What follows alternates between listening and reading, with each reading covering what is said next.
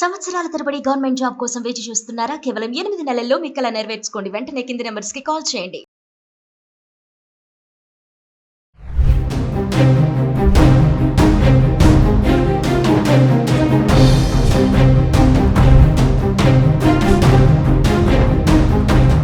నమస్తే, welcome to Suman TV. ప్రస్తుతం మనతో పాటు ఉన్నారు అడ్వకేట్ సాల్మన్ రాజు గారు. సార్తో మాట్లాడదాం. నమస్తే సార్. నమస్తే.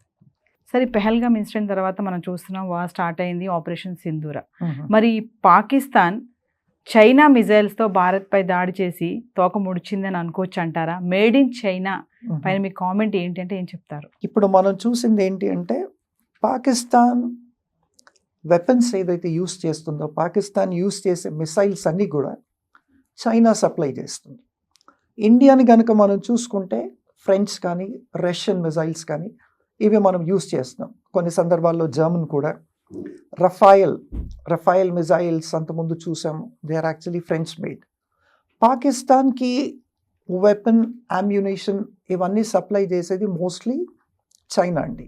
మనం చూసుకుంటే China is the country which supplies 81% of weapons, arms and ammunition to Pakistan. ఇప్పుడు ప్రజెంట్గా యూస్ చేసేది అది ఏ మిజైల్ అంటే J-10CS అని.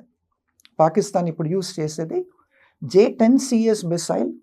దీన్ని PL-15 అనే మిజైల్తో పేర్ చేసి వీళ్ళు యూస్ చేస్తున్నారు. ఈ మిజైల్ యొక్క స్పెషాలిటీ ఏంటి అంటే, it can cover up to 200 to 300 meters. It's a very, very far and a very wide range. 200 to 300 kilometers అంటే సే అబౌట్ 190 meters అనుకోవచ్చు మనం. సో అంత ఫార్ రేంజ్ కవరేజ్ ఉంది. ఇప్పుడు మనం అనుకుంటే అంటే ఒక క్వశ్చన్ వేసుకుంటే, why is Pakistan going for this? ఎందుకు 200 to 300 kilometers wide range cover చేసే మిజైల్స్ యూస్ చేస్తున్నాయి? అందులో ఈ PL-10తో కూడా ఎందుకు పేర్ చేస్తున్నాయి అంటే, Pakistan does not want to leave its airspace. Pakistan wants to confine to its airspace. They do not want to invade the Indian airspace. తక్కువ రేంజ్ మిజైల్స్ ఒకేలా యూస్ చేస్తే పాకిస్తాన్ ఎయిర్ స్పేస్ వదిలి వేరే నైబరింగ్ కంట్రీ ఎయిర్ స్పేసో లేదంటే Indian air స్పేస్లోకి వచ్చి shoot చేయాల్సి ఉంటుంది. So మళ్ళీ అప్పుడు ఏమవుతుందంటే, ఈ అగ్రిమెంట్స్ ఏవైతే ఉన్నాయో, international agreements, inter country contracts ఏవైతే ఉన్నాయో ఇవన్నీ బ్రేక్ చేసినట్టు ఉంటుంది. యునైటెడ్ నేషన్స్ ఆర్గనైజేషన్లో they all have actually made a covenant. So ఇవన్నీ కూడా బ్రేక్ చేసినట్టు ఉంటుంది. కాబట్టి India is also confine to its air space. Rafale ఇవన్నీ కూడా యూస్ చేస్తున్నాము. Pakistan is also confine to it. This is actually a very good technology అండి. Chinese ఇప్పుడు పాకిస్తాన్కి సప్లై చేసింది. ఇది వచ్చేసి artificial intelligence targeted based missiles అనమాట. ఎందుకు పాకిస్తాన్ వీటిని చూస్ చేసుకుందంటే, nobody has to be inside that. ఎవరో ఉండి మిసైల్ని అక్కడికి ఇండియా పైకి కొంచెం వచ్చి అక్కడి నుంచి వదలాల్సిన పని లేదు. AI based target. ఇప్పుడు సపోజ్ ఎక్కడైనా ఒక ప్లేస్, ఒక లొకేషన్ టార్గెట్ చేయాలంటే ఇక్కడే కంప్యూటర్లో మీరు గూగుల్ మ్యాప్స్లో దాన్ని టార్గెట్ చేసుకొని టార్గెట్ ఫిక్స్ చేసి మిసైల్ని మీరు లాంచ్ చేస్తే it will go and it will actually attack that particular place అనమాట. సో దీని స్పెషాలిటీ ఒకటి. ఇంత టెక్నాలజీ ఉన్నా కానీ this is actually one of the advanced military based technology. China ఈ PL-10ని ఏమంటుందంటే అడ్వాన్స్ మిలిటరీ బేస్డ్ టెక్నాలజీ అని చెప్పి చైనా అంటుంది. వాళ్ళకి అడ్వాన్స్ అయి ఉండొచ్చు, బట్ ఇప్పుడు దాకా మనం చూసుకుంటే నిన్నటి దాకా కూడా ఇండియా ఇట్లాంటి 8 dronesని ఆల్రెడీ కుప్పకూల్చేసిందండి. మన నేవీ చీఫ్ అన్నారు కూడా ఒక ఇంటర్వ్యూలో that they specifically targeted these drones which came into India from Pakistan. Specific గా టార్గెట్ చేసి దాన్ని నేలమట్టం చేశారు. అంటే what kind of technology do we have? I mean French కానీ, జర్మన్ కానీ, రష్యన్ కానీ, whatever it is, this is what we use. So this is, I mean, no matter what, India is on the upper stage. ఇప్పుడున్న scenario చూసినా, ఇప్పుడున్న circumstances చూసినా, తర్వాత మనం చూసుకుంటే ఇప్పుడు వేరే వేరే రాష్ట్రాల్లోంచి ఎక్కడైతే నేవల్ బేసెస్ ఉన్నాయో, ఆర్మీ బేసెస్ ఉన్నాయో, all the ammunition which are actually stored in this bases are been actually sent to Jammu and Kashmir. నిన్న చూసుకున్నాము, Pakistan has also attacked the civilian lines of Jammu. Evacuation process already start అయింది. Military mock drills అవుతున్నాయండి, తర్వాత evacuation drills అవుతున్నాయి, rescue operation drills అవుతున్నాయి, police drills అవుతున్నాయి. So many drills we're already doing and we're on the verge of attacking all, whatever Pakistan range missiles and all that anamata. We are all ready. Naval force, army and air force, they are all ready. Tarvata మనం ఇప్పుడు air force చూసుకుంటే the Indian government has released a statement. We have a multi-layered defense system. Yes. పాకిస్తాన్ని compact చేయాలి, పాకిస్తాన్ని ఎదుర్కోవాలి అంటే మనం ముందుగానే ఒక మల్టీ-లేయర్డ్ డిఫెన్స్ సిస్టమ్ పెట్టుకున్నాం. ఒక లేయర్లో ఈ పర్టికులర్ వెపన్స్ యూస్ చేస్తాం, ఇంకో లేయర్లో ఇది చేస్తాం, ఇంకో లేయర్లో ఇది చేస్తాం. ఏది వచ్చినా, ఏ లెవెల్లో వచ్చినా ఈ లేయర్లో దాన్ని నేలమట్టం కూల్చడానికి వీఆర్ ఆల్ ప్రిపేర్డ్ అండి. అదొకటి ఉంది. దాని తర్వాత ఇప్పుడు ఆర్థికంగా I don't think Pakistan can continue to wage a war against India. ఎందుకంటే economically the condition of Pak is already weak. మనం పొలిటికల్ సిస్టమ్ చూసుకుంటే it is totally shattered. Because of a totally shattered political system and internal politics and being a terror hub, there are a lot of disturbances, they are under a lot of coercion. Andukane economically Pakistan may not have all the arms, Pakistan may not have all the ammunition, Pakistan may not be in a position to deploy all their military forces to fight against India and wage a continuous war. కాబట్టి economically, geographically, politically, in all ways, in all matters Pakistan has become week.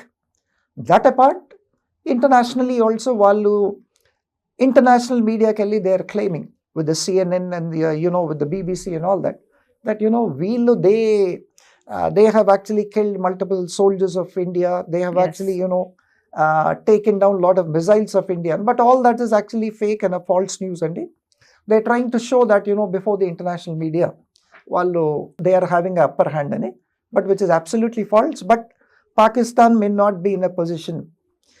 Another thing, Narendra Modi garu malli ade cheptunnaru, mana foreign minister Shankar garu ade cheptunnaru. Enti ante we have not targeted civilian lines, we have not targeted the military base of Pakistan, we have targeted only the militant base అని చెప్పి అంటున్నారు. ఇప్పుడు ముర్దికే అని ఒక one particular place లో వాళ్ళు ఆ particular place ని వాళ్ళు అటాక్ చేసినప్పుడు పెహల్గాం లో వీళ్ళు వచ్చారు. First place where the Indians have targeted and attacked 200 acres లో ఉంది. అక్కడ అది వచ్చేసి టెర్రరిస్టులందరూ కూడా ఒక హబ్ అయ్యిందండి. జైషే మహమ్మద్, తర్వాత హిజ్బుల్ ముజాహిద్దీన్, తర్వాత లష్కరే తైబా, ఇవన్నీ world's top most terrorist groups. అది ఈ గ్రూప్స్ అన్ని కూడా అక్కడ నుండి డేవిడ్ హెడ్లీ లాంటి వాళ్ళని, తర్వాత అజ్మల్ ఖసాబ్ లాంటి వాళ్ళని అక్కడ ట్రైన్ చేసి ఇండియాకి టెర్రర్ స్ప్రెడ్ చేయడానికి పంపించారు. వాళ్ళు ఒక కంప్లీట్ ఒక ఫుల్ ప్రూఫ్ సిస్టమ్ పెట్టుకున్నారు ఇన్ 200 acres అండి. ప్లాంటేషన్ వాళ్ళది అక్కడే ఉంది, తర్వాత పోల్ట్రీ వాళ్ళది అక్కడే ఉంది. They are raising everything, they are generating everything, they are training there, they are giving them arms, they're actually teaching them the ways of terror. Kabatti India was really enraged about it and India wanted to bring terrorism down. Kabatti aa particular place ni attack chesinappudu dantlo Hafiz Saeed ani the most wanted terrorist andi. Ee Hafiz Saeed valla own family ki chendina 9 mandi chanipoyaru. Dantlo oka 2-3 pillalu kuda unnarani reports vachinayandi. So ee terror based undi kabatti, ee terror hubs unnai kabatti India ఆ militant బేస్ని attack చేయవలసి వచ్చింది. అట్లాంటివి 9 స్థావరాల్లో చేసింది. అన్నీ కూడా proper intelligence information తీసుకొని, ప్రాపర్ టార్గెట్స్ తీసుకొని, తర్వాత ప్రాపర్ శాటిలైట్ మూమెంట్స్ అన్నీ కూడా క్యాప్చర్ చేసి ఇండియా టార్గెటెడ్ అండి. There is nothing wrong. మళ్ళీ నిన్న కూడా జయశంకర్ గారు he actually sent a message that we have not targeted the military bases, we have targeted only the militant bases. Pakistan and Pakistan authorities should also understand it.